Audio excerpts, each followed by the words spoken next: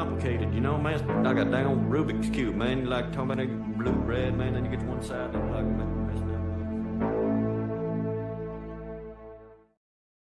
All right, Meta Prime, welcome to the Jay Burden Show. How you doing, man?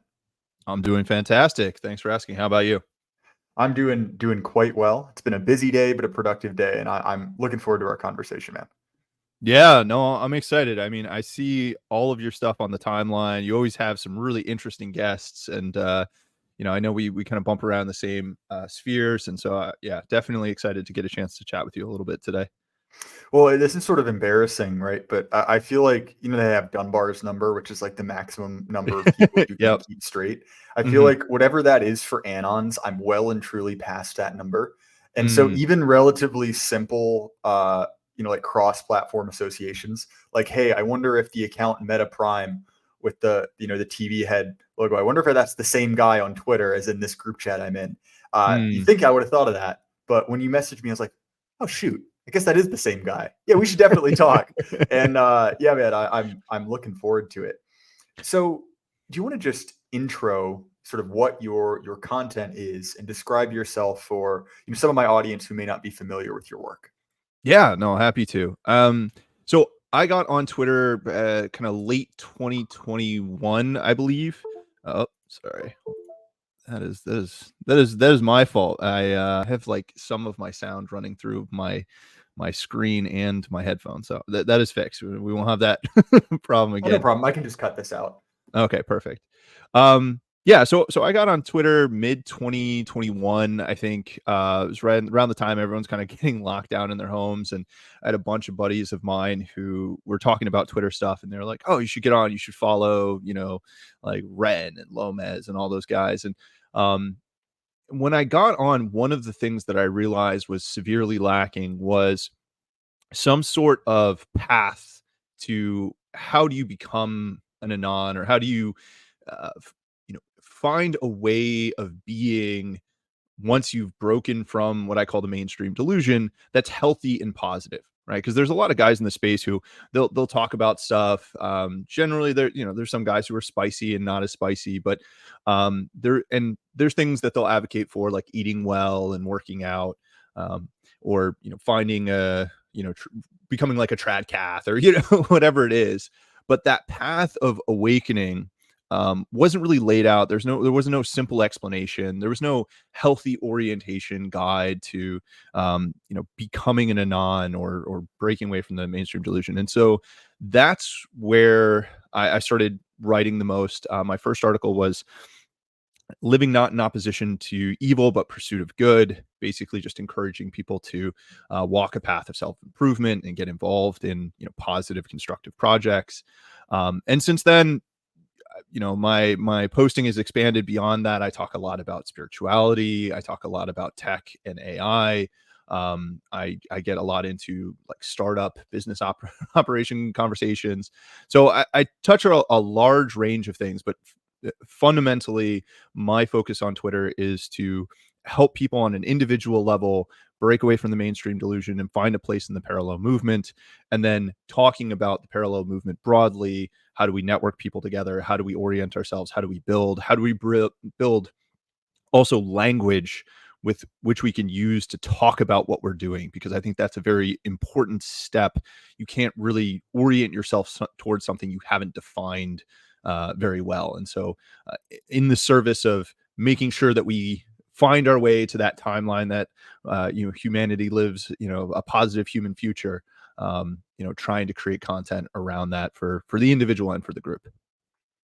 So my goal in this, right, was sort of to compare and contrast two articles you've written. You're talking about the need for a positive direction, a positive vision, right, something to focus towards. And so you have an article that's quite good. I'll be sure to link it, called The Awakening.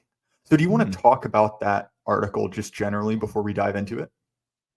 Yeah. So in order to lay out what I call like a guide to breaking from the mainstream delusion, I started it's a 5-step process called the journey.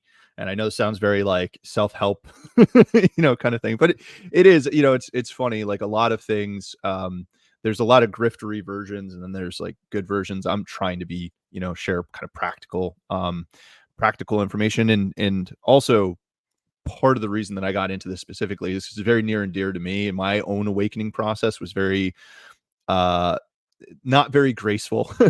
you know I made a lot of mistakes. I rubbed a lot of friends the wrong way, and so I'm really trying to help other people not make as many mistakes as I did. But the idea of awakening is the first step. So there you have your 5 steps are awakening, framework building, self-improvement, creation, and world improvement. Right. And there's, you'll kind of loop back and constantly work on different aspects of those, even, once you're all the way kind of through the journey, so to speak. But the awakening is the first step. And in my mind, it's one of the ones where people tend to make the most mistakes, because when you're first awakened from the mainstream delusion, you end up, thinking you can convince other people of what you're seeing, or you think that you get really angry and kind of bitter about things. So there's a lot of pitfalls. You can dive really far down conspiratainment rabbit holes that aren't really beneficial to you. And Well, I so feel like you see this, right, with Mm. particularly boomers, right? Like, like boomers will Yeah. go straight from, MSNBC to lizard people control the Senate in like a matter of Hmm. days. And, sorry, I just want to butt in because Oh, there's all a friend good. of mine who's off air, but he has this line, where he speaks about religious conversions. And this is something akin to Mm, that, where he basically says, no evangelizing for 3 generations, right? Which is basically, you get all hyped up, you're ready to go, you feel like you've seen the light, and then you want to tell everyone about it. And that's great, right? That mm. that sort of enthusiasm is amazing. But oftentimes those people can be really more of a hindrance than a help. And so obviously this is Yes. a much different scale than that. But I think that is a common problem across many things. But anyway, back to you, man. No. I mean, I love that. I think that's a perfect point to illustrate one of the other aspects of my account, which is I believe that there are what I call meta patterns, right? So, and these are the universe is constructed off fundamental patterns. It's this as above, so below replication of these patterns at different levels. And so, yeah, the awakening pattern that I'm describing there, I'm not trying to apply that exclusively to a political awakening.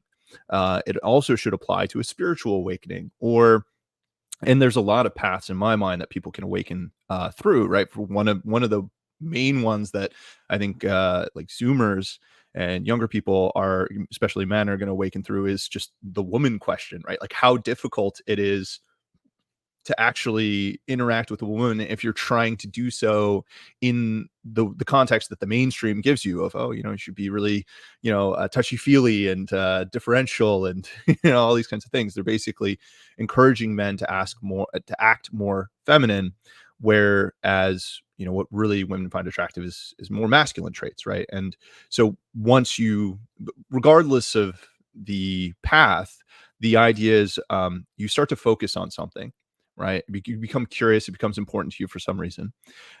You start to see the cracks in the facade, right? The ways that the delusion doesn't align with your experience. And then as you investigate and dive deeper, those cracks become bigger and bigger.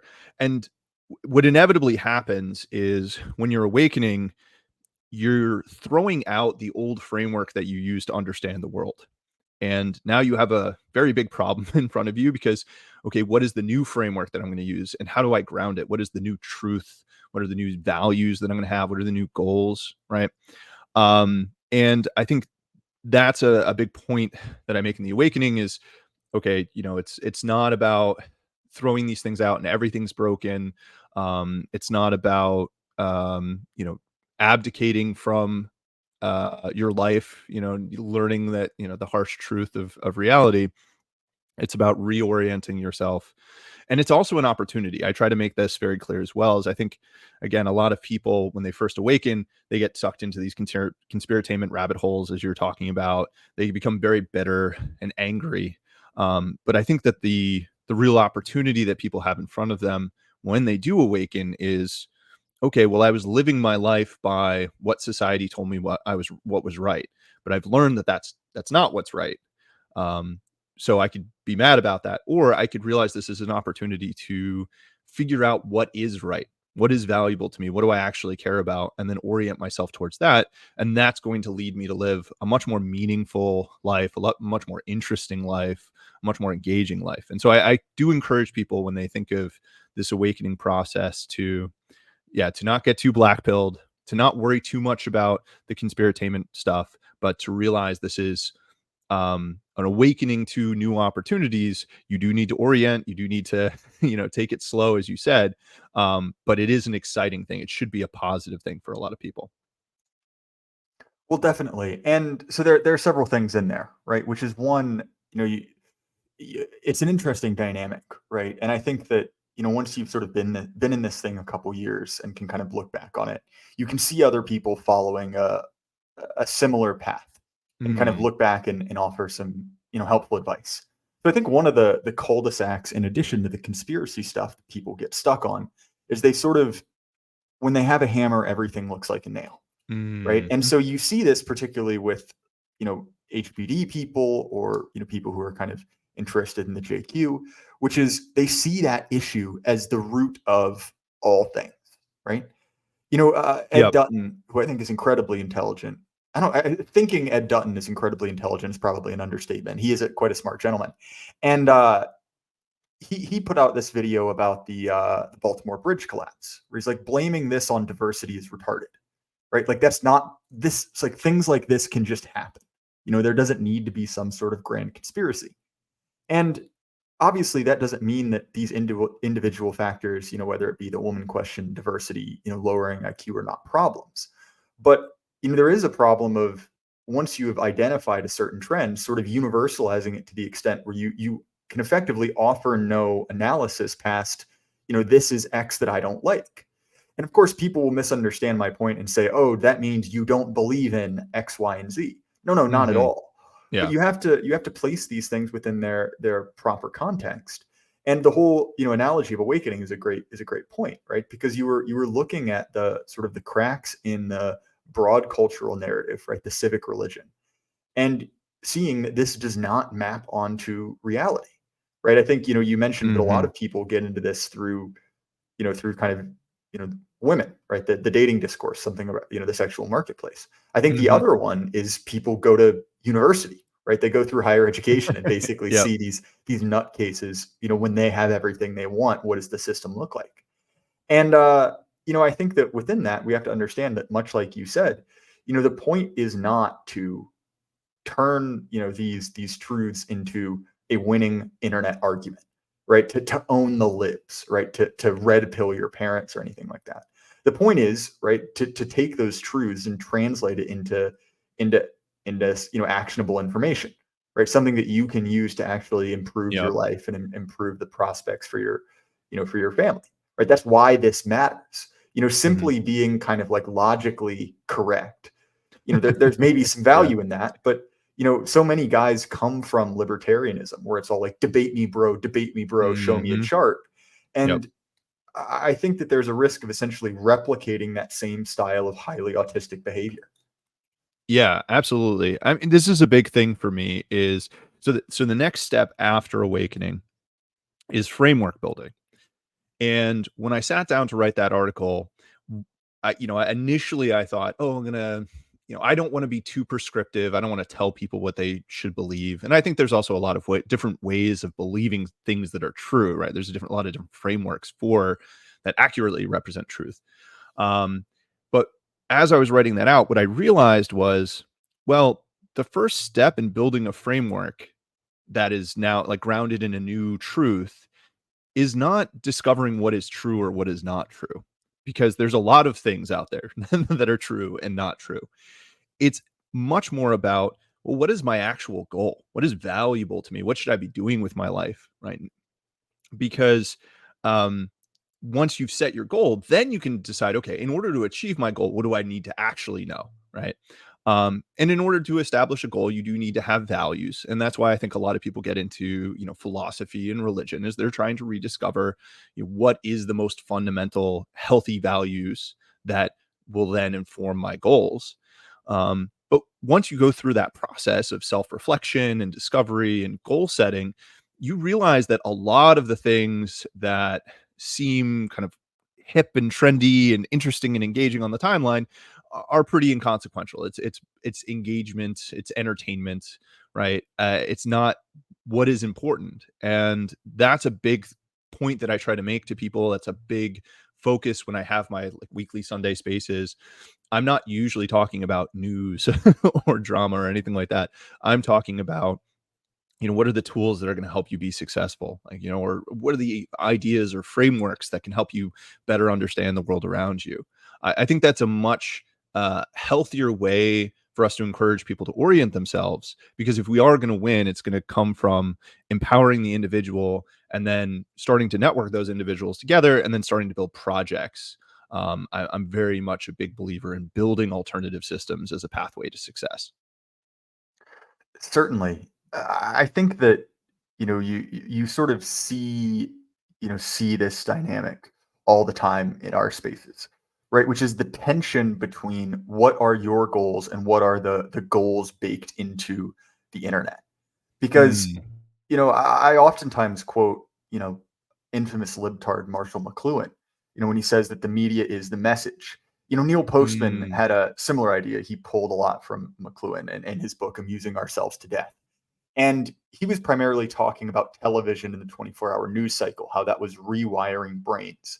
And the internet has done that and sort of kicked it into high gear.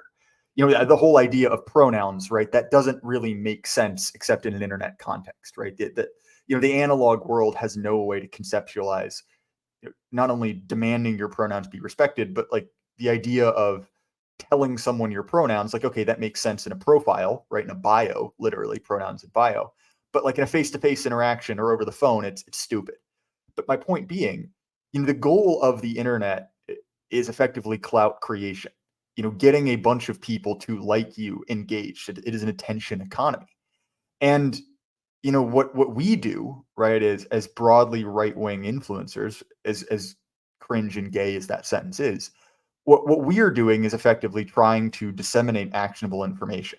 mhm. How to connect people, network people, do things that are disconnected from cyberspace. And those are not particularly conducive to getting a large audience on the internet, right? You can do both, but that sort of like timeline grabbing content is not necessarily the same thing as good and productive content. And you see this Yes. all the time, both in news coverage and e-drama, right? My private group chat has two rules, and one of them is no e-drama, largely because I see it as a complete and total waste of time. But it is very, very good if your end goal is to effectively maximize your reach, right? Maximize your heat, the eyeballs on your Mm, stuff. And don't get me wrong, like you need an audience, right? I wrote a piece on what is the purpose of a pundit that made that point, right? If you are a pundit, if you are a commentator, if people don't pay attention to you, it doesn't matter how amazing your ideas are because no one's yeah. listening. But nonetheless, I think that that's a tension between the direction that the internet pulls and just look at, not even in our sphere, but on the internet more broadly, who gets the most views, right? It's like this Gen Alpha streamer like Kai Cenat, who's literally brain damaged, who streams for hours on end, Yeah. but he gets a ton of views, Mhm. right? He feeds the algorithm that feeds him. And so anyway, sorry, maybe this is just me rambling about technology, but I think that that is an interesting tension between existing on the internet and sort of trying to avoid being subsumed into it. No, I think this is a great point, and this is interesting because I talk in these AI spaces all the time, and we talk about technology and where it's going. When the really cool thing about being part of the AI conversation is there's a lot of philosophical conversations that are necessitated, and so one of them is, well, okay, what inherent bias or kind of drive will technology impose upon people? And I think you're absolutely right. The social media scene, like, while social media is a tool and you can use it for amazing things, you can go find information, you can network. This is a thing that I say all the time is people are always like, oh, Neuralink, people, when they get Neuralink, they're just going to become so untouchably productive and powerful and smart that there's going to be no touching them. There's going to be a breakaway civilization. And it's like, look, we have social media. You can literally access the opinions and thoughts of some of the brightest people on the planet. and some people are using social media to watch scantily clad girls do TikTok videos, you know? So it's like there's very much a user element, right? Who is the fundamental user? What are they doing? How intelligently are they using it, right? It's like not everyone has a 100,000 follower, you know, X account or Twitter account or, you know, or TikTok account, right? Because not everyone is good at using the technology to do it. And so I think so that's two things. So one is there's still a very big skill expression, user expression in how technology is used. The second is that it does drive us in certain directions. I'm very much a practicalist in a lot of the ways that I approach building the scene here online. Is I do think that, look, you got to put out your entertaining content and your, you know, your engagement bait and all of that kind of stuff, but it should be primarily good educational content. I do take advantage of like the highlights tab on X where, you know, I'll put a lot of my threads or I'll make teasers for the podcast. Um, but also I think that I'm not so concerned about reaching a large audience as far as numbers. I want to reach an audience of good quality people.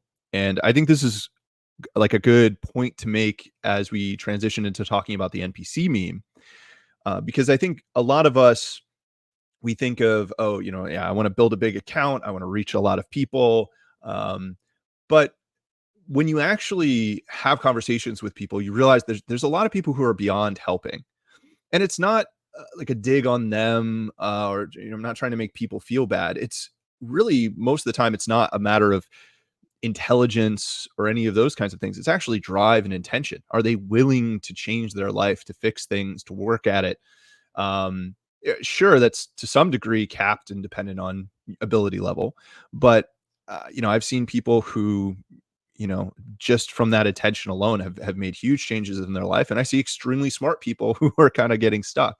So with my content, you know, I think that there is a desire to make it um, exciting and entertaining and broadly palatable, but at the same time, I'm not too worried about extending my reach beyond people. Like, I don't want people listening to me who aren't going to benefit from it. Like, I'd much rather have, you know, two people listening who are really intent and we're gonna, you know, make some good progress together. We're gonna build stuff. Than, you know, 200 people listening and you know, they might find it entertaining, but they're not get much else out of it. Well, certainly, and that was very much the conclusion of my piece about pundits, right? You know, I kind of Mm, compared and contrasted the New York Times and Alex Jones, right? The New York Times, I mean, don't get me wrong, they're obviously widely read, but they don't actually have amazing readership if you actually really dig into it. It's not mhm, particularly, you know, widely disseminated. Whereas sure. someone like Rush Limbaugh is actually probably a better example. At the height of his popularity, he was beating everyone. He was demolishing NPR by the raw viewership. But it doesn't matter, right? Because one, no one who listens to Rush Limbaugh was in a position of power, right? No one at the Supreme Court is in between shifts, you know, kicking back and listening to what Rush has to say about the feminazis. Sure. But you know, the New York Times, you know, the NPR, they are the null hypothesis, right? They're what everyone who is important listens to. And so does that mean I like NPR more than Rush Limbaugh? Not at all, right? That's dumb. I grew up on Rush Limbaugh and have a certain appreciation for his style. But obviously we can see that there is no simple correlation between number of people, right? And you know, your political effectiveness. And Mhm. I think that that is a, you know, kind of an offshoot of populist thinking more generally. And you know, I really enjoyed in your NPC article, right? Because to be honest, the idea of the NPC is fundamentally an elitist idea, right? You know, I'm not saying elitist in a pejorative sense, just in more of a literal one. And you know, you brought up something from Nietzsche that I thought was quite interesting, right? The idea of, you know, the herd. And so do you want to go through that idea and then connect it to what we're talking to? Yeah. No, so Yeah, I love talking about this, and I've been thinking more and more about this. There's a lot of different elements that you could bring in. A lot of my friends have started talking about Gateway Project and spirituality and agregores and all this really interesting stuff that I think relates. But I'll try to keep it kind of focused and fundamental, and then we can kind of branch off into those other areas. Um, but I think Nietzsche is a very good place to start because a lot of people are familiar with him. And the NPC is very equivalent to Nietzsche's description of the herd. And the herd has what he calls a herd morality, right?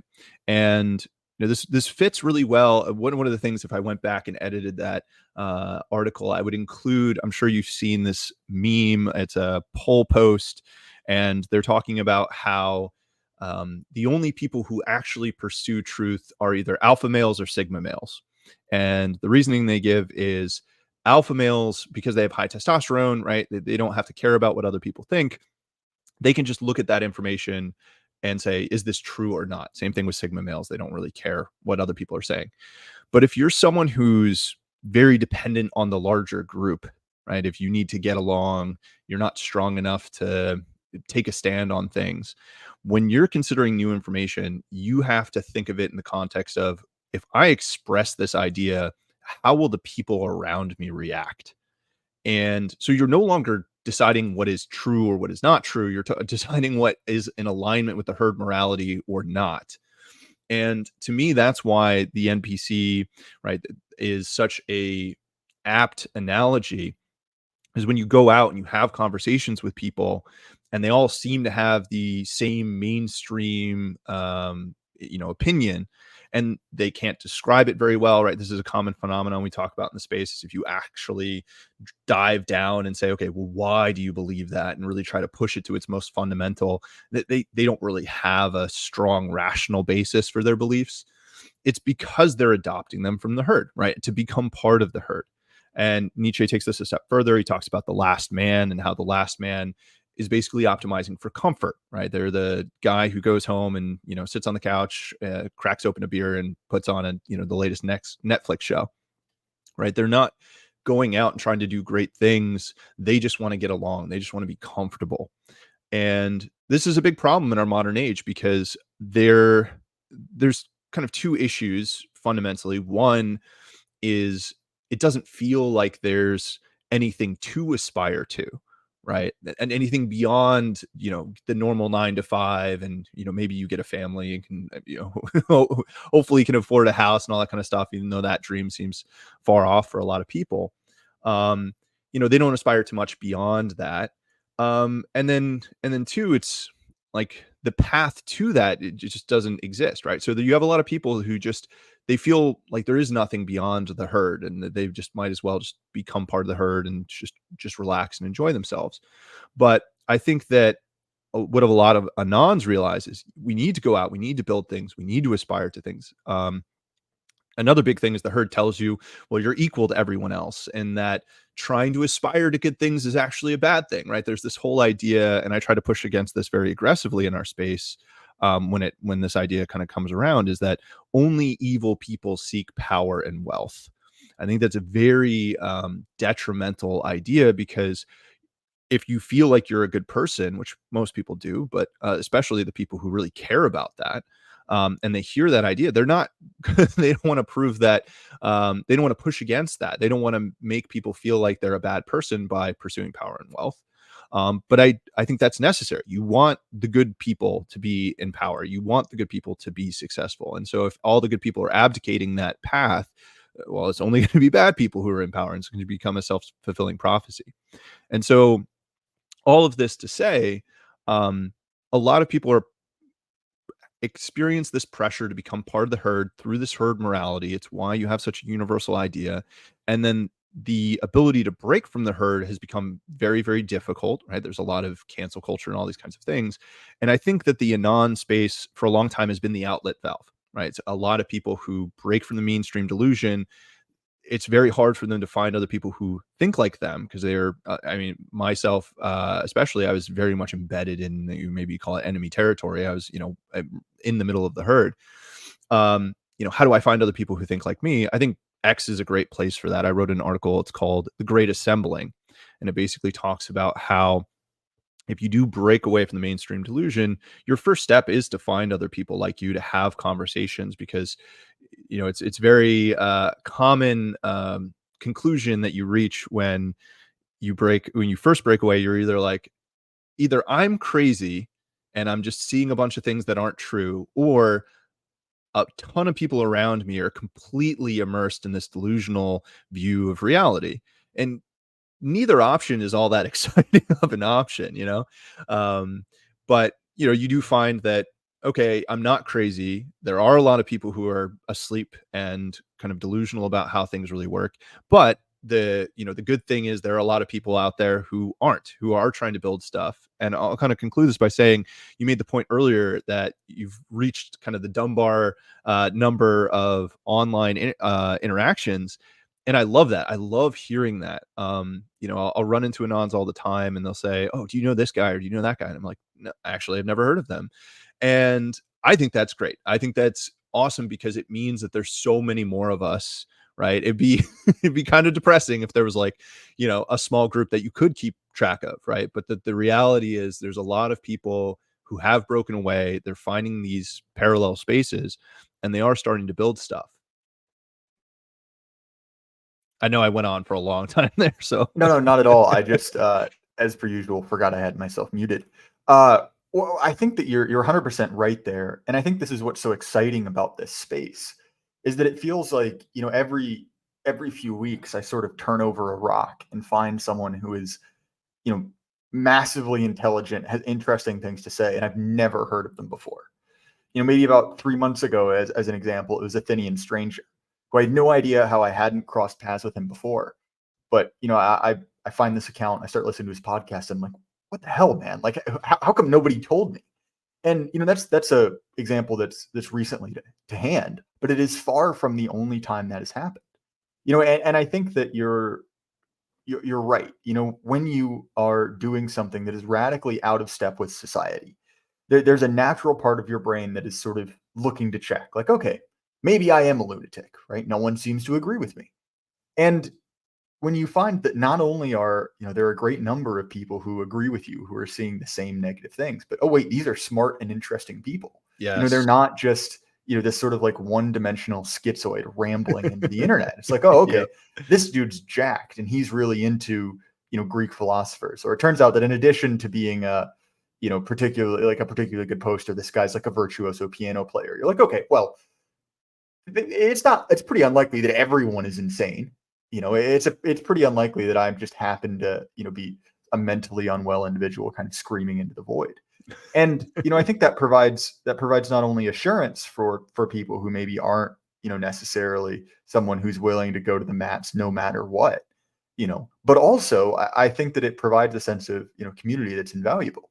Mm. Enables you to, bounce off and play with ideas. And one of the reasons I really enjoy having an interview show is that effectively I get to sort of fence with, I sort of get to wrestle with, all of these ideas and all of these people.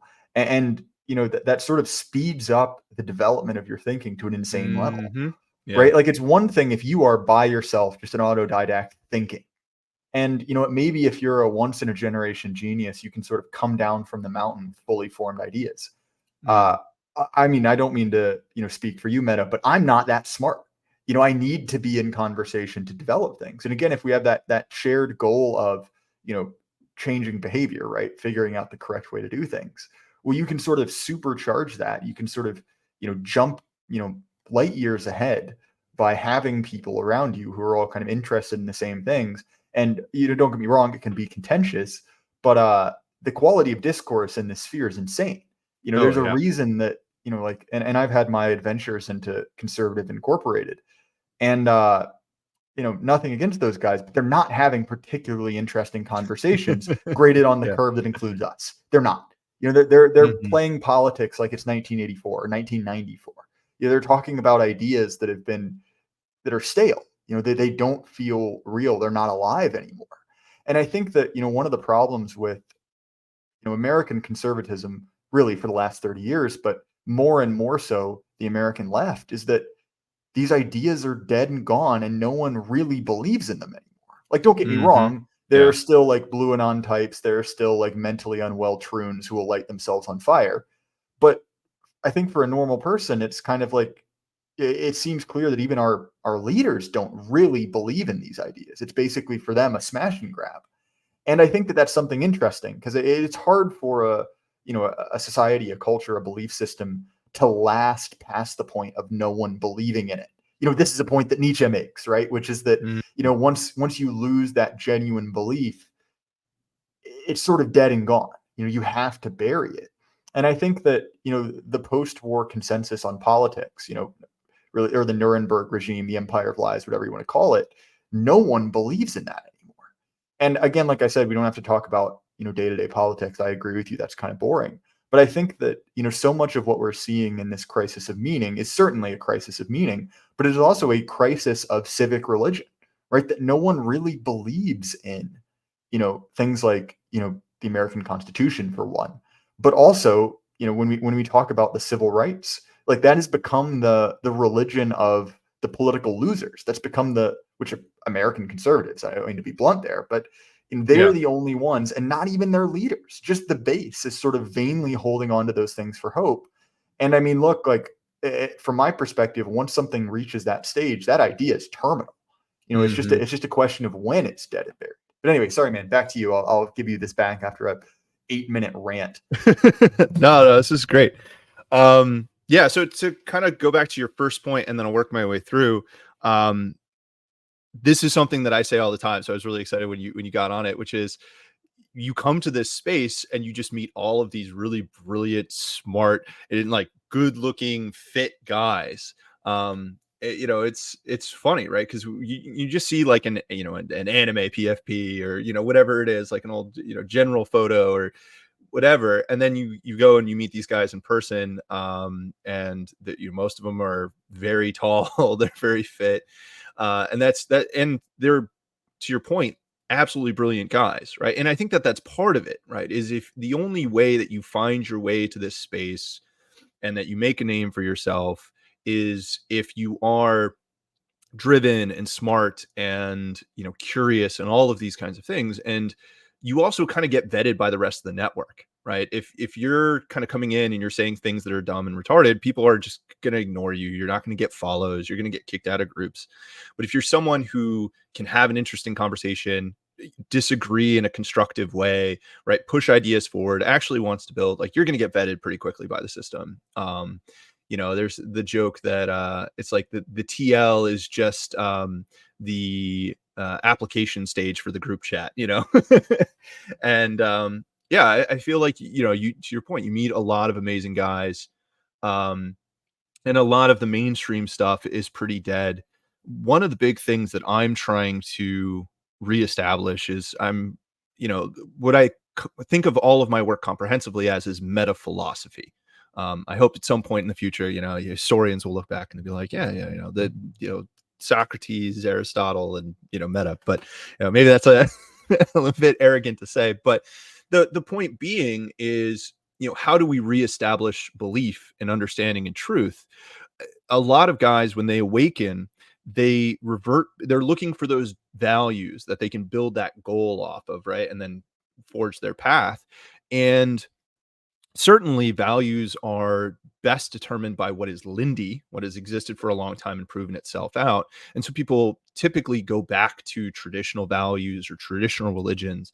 And I don't think there's anything inherently wrong with those things, as from that they are based on what I call natural ideals, an actual truth that is valuable, but it's maladapted for our current environment. And one of the key areas of maladaptation is morality, right? You're talking about these guys who are holding on to the Bill of Rights and all these other historical documents, or they're holding on to these traditional religions, and they're just kind of repeating these things. I think of these people as, right, they're parroting ideas, but they don't have a real Gnostic understanding. They can't go down to that fundamental level.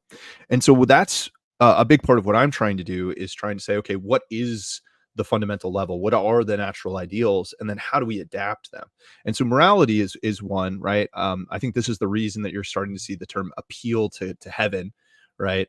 Or appeal to God, right? Is because we're at a point now where cooperating with the system is so wildly unbeneficial. I had Lafayette Lee on my podcast, and this was like a week or two after they had extended the Second Amendment rights to illegal citizens, or illegal, illegal aliens, or whatever you want to call them, right? So, but the idea was, okay, we're going to give gun rights to everyone in this, who's here, even if they're a citizen or not. Like, that's a pretty retarded view. And then you had, some of the libertarians, or the absolutists were like, oh, this is great, we're extending rights to everyone. And it's like you're basically destroying what it means to be a citizen. Well, just to one, thoroughly agree with you. But if you want to read an article on this, you can head over to the Jay Burden Show on Substack and read an article I wrote exactly making that point. Nice. And it's interesting because I sort of came at it, and this is very much related about talking about returning to kind of like a fundamental morality and a lack of belief, right? Is that whole situation is wrapped up very much in the concept of citizenship, right? And we have a tradition in the West of sort of a compact between the ruler and the ruled, right? We call this thing rights. And at a certain point, right, sort of at the Enlightenment, we extended these rights and kind of held them out as universal things, right? They belong to everyone. And what's very clear is no one believes in that anymore, really. Yeah. Like, obviously we have the absolutists, the libertarians, but in the situation with extending this, these rights in a universal sense to illegals, it is very clear that that is not someone who is motivated by a concept of universal human rights. It's clear because this judge and the other rulings they have, or the party that she serves, obviously do not think that. But it is a useful sort of cloak to get what they wanted, right? And behind that idea of rights is an older concept, and it is that is citizenship, right? Where citizenship is something valuable, something exclusive. It's something you have to work for and believe that is valuable.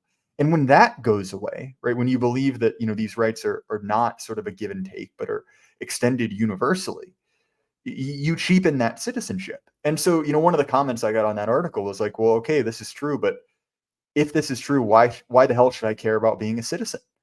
And to which my response is effectively like, yeah, exactly, you shouldn't, right? That term has been so thoroughly devalued. And so I talk a lot about sort of pulling the moral legitimacy away from the left, the progressives, like the ruling caste, because if you grant them moral legitimacy, if you assume that they are rightfully in charge, they sort of have you by the nose, and again, like in this case, or whenever there's a war up, they sort of revert to the programming and say like, oh, well, it's time to serve your country. It's about human rights for all. But if you don't grant them that authority, right, they do not make those determinations. You've sort of taken away their power to manipulate you. And sorry, again, I realize this is thoroughly off subject, and I interrupted you, but I think that's something important to add. No, absolutely.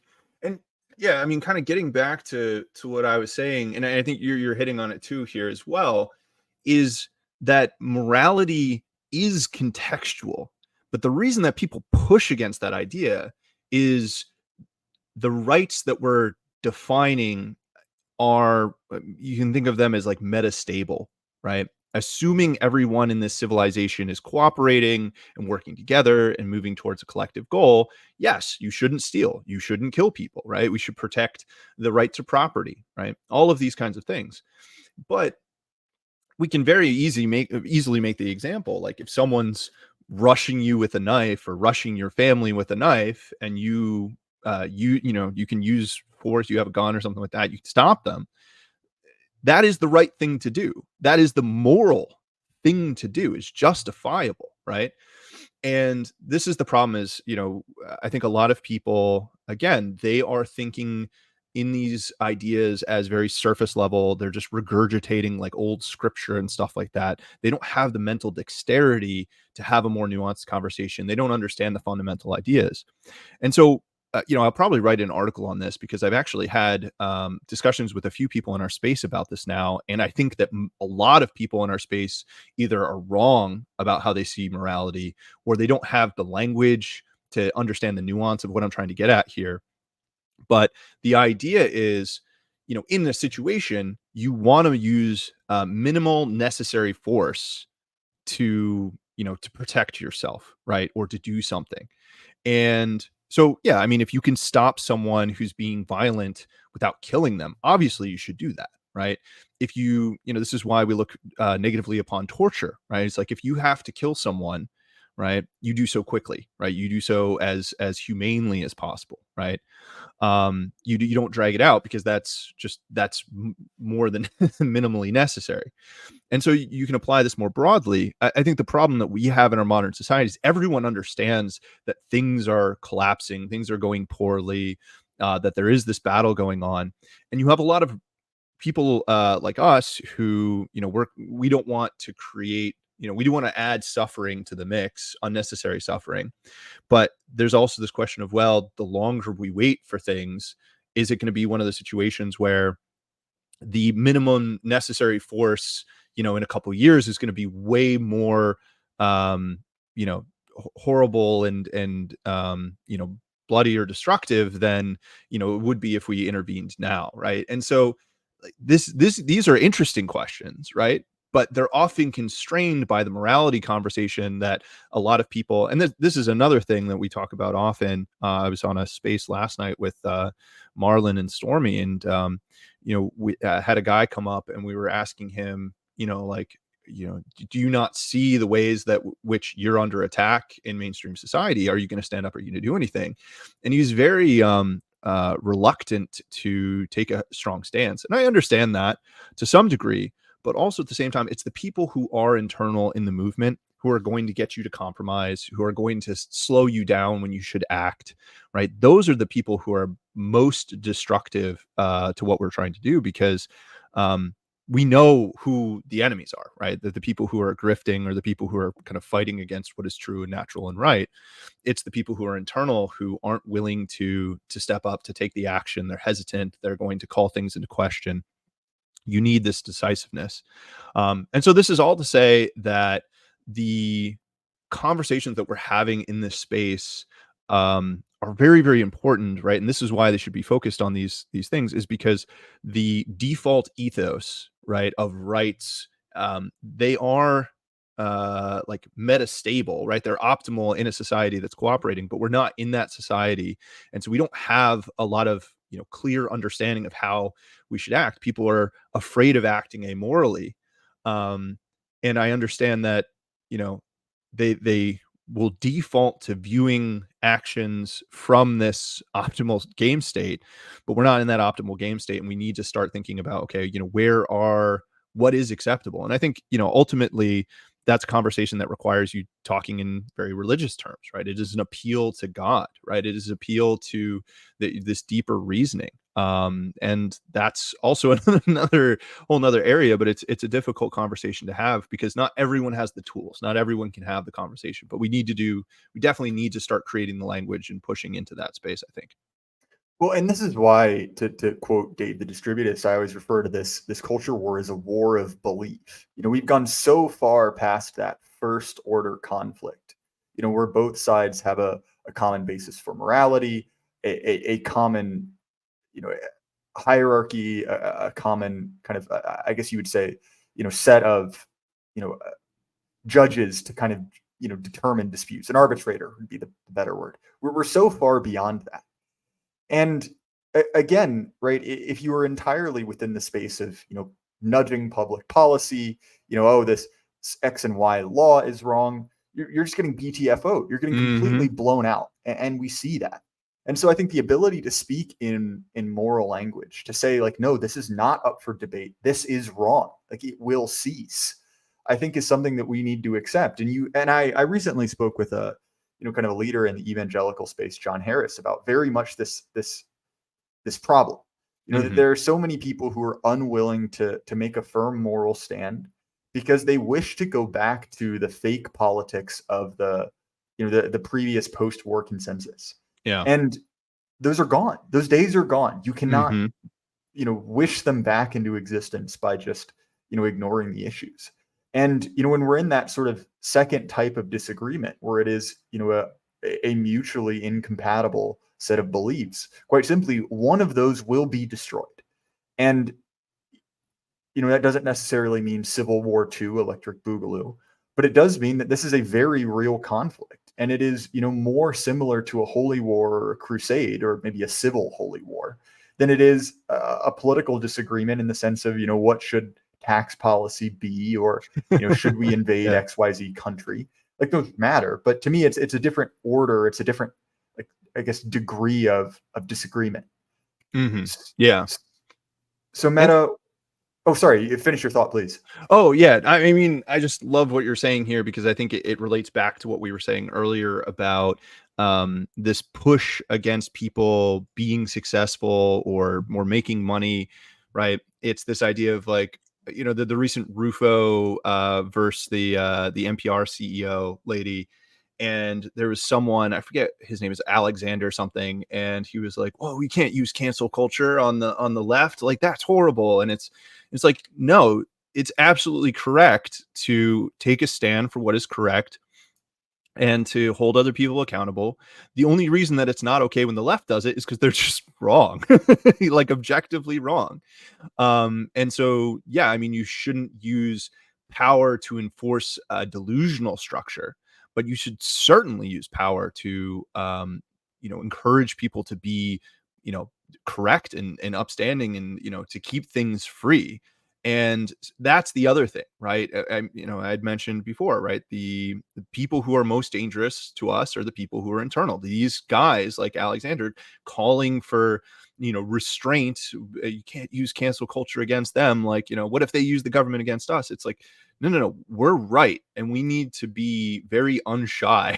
We need to be a lot more assertive when we talk about these things and be willing to push back. It's an epidemic of toxic tolerance is what I call it, right? Everything in the mainstream delusion is an inverted, unnatural hierarchy, right? Even Nietzsche calls the herd morality an unnatural morality, right? And so it's not toxic femininity or masculinity that's, ruining society. It's toxic femininity, it's toxic tolerance. And what we need is actually we need radical intolerance. We need to be aggressive against those who would stop us from being able to talk the truth and aspire to things. And so I think that's, I know we're kind of wrapping up, getting close to the end of the show, but I do think that's a really important message. If people walk away from this podcast with one thing, it is being more assertive, and being comfortable making other people uncomfortable when they're wrong. Well, definitely, man. I think that's a great message. If people want to find more of your stuff, what's a good way for them to do that? Yeah, so I spend a lot of my time on X, on Twitter. I think it's a great platform. I think there's a lot of good stuff coming down the pipeline with Elon. I think he's starting to add more features. I'm talking to some of the some of the engineers on their side, and so that's a big space for me. You can definitely check out the highlights tab. I have a bunch of good threads that are nice distillations of a lot of my core ideas.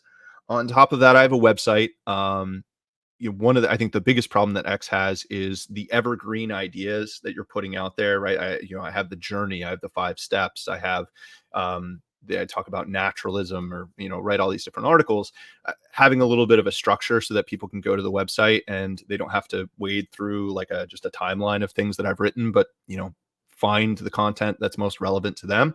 Definitely check out the website. I also have a Substack where I have a podcast. I'm definitely nowhere near the number of podcasts that you've put out. I think I just put out my 12th podcast with Lafayette Lee.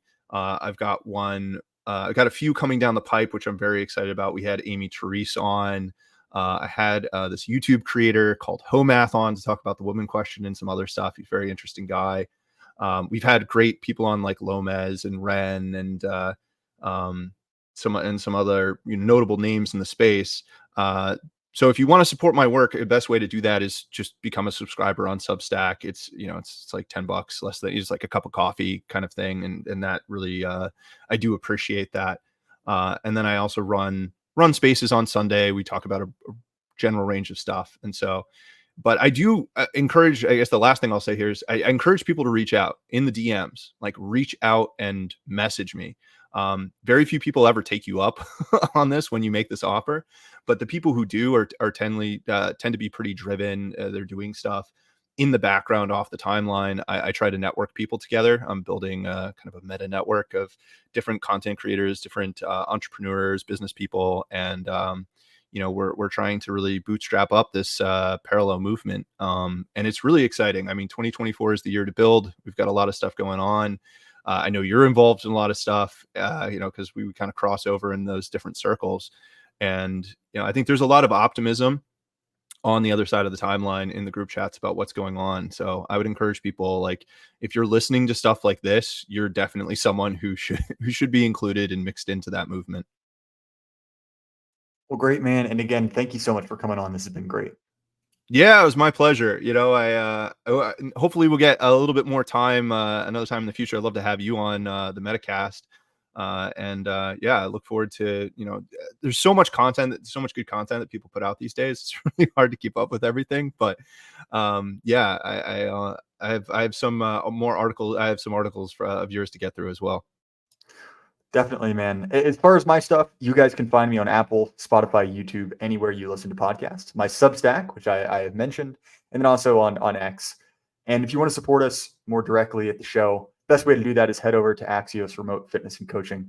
I've heard from JD, the guy who owns it, that a lot of Canadians apparently listen to the show and have taken him up on the offer to do remote training. So if you too are Canadian, one, deeply sorry about that. I wish I could fix that. But despite that, you should sign up and become fit, because you know what, being Canadian is certainly unfortunate, but at least if you're jacked, I guess it's not completely unsalvageable. But again, Meta, thanks for coming on, and to everyone at home, keep your head up. The lie can't last forever. Good night.